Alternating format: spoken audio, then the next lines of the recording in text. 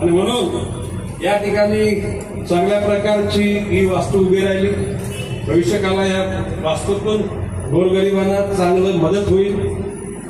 जे ट्रेडिशनल रस्ते, जुने रस्ते, त्या रस्त्यात डांबरीकरण करायला फॉरेस्टचा अडथळा येणार नाही, हा शब्द गणेश नाही. टोटल धोरण घेतलेलं आहे. बाकी नवीन कोणी सांगेल का आता ते बाब तपासून बघायचं. काय बाब तपासून सर्व अधिकाऱ्यांनी म्हणजे वन रक्षक, वनपाल, आरएफओ, डीएफओ या सगळ्यांची संपूर्ण माहिती घेतल्यानंतर अंतिम त्याचा निर्णय घेतला. कुठेतरी आग विझवण्याची यंत्रणा बघितली मी. शेवटी ही फॉरेस्टचं जंगल नाही, हे जंगल तुमचं आमचं आहे. दिस प्रॉपर्टी बिलॉंग टू पब्लिक. याचं विद्रुपीकरण, याचं खच्चीकरण हे आपल्याच जीवनामधला तो रास्ता कापण्याचं काम होणार आहे. आणि म्हणून या फॉरेस्टला चांगले दिवस येतीलच, राज्याला दिवस चांगले येतील. आता माननीय मुख्यमंत्र्यांनी 100 दिवसाच्या, आता 150 दिवसाचा कार्यक्रम केला.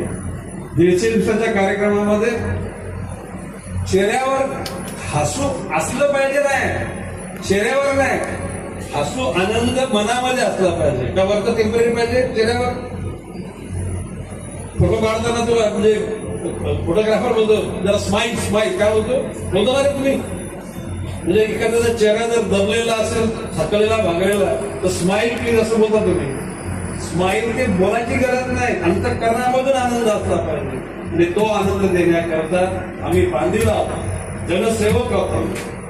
आम्ही मंत्री बिंत्री सगळे या घेतले. लालबत्ती तर मी 2004 पासून लालबत्ती मैंने लगाया नहीं था. मोदी साहब ने लालबत्ती बाद में निकाला. आज तक 2004 से मैं बंगले में रहने को गया नहीं है. मलबार में मेरे लिए बंगला नहीं है. हा मैं गया ही नाही. आणि म्हणून आपली सगळ्यांची बांधणी, कोणाला काही अडचण असेल, तुम्ही आपलेपणाच्या भावनेतून जर इथे सुद्धा काही अडचणी इथे नाही सुटल्या तर नवी मुंबईमध्ये येऊन तुमच्या आयुष्याचा रस्ता मजबूत करण्याचं काम गणेश नाईक करेल. फॉरेस्टच्या अधिकाऱ्यांनी जी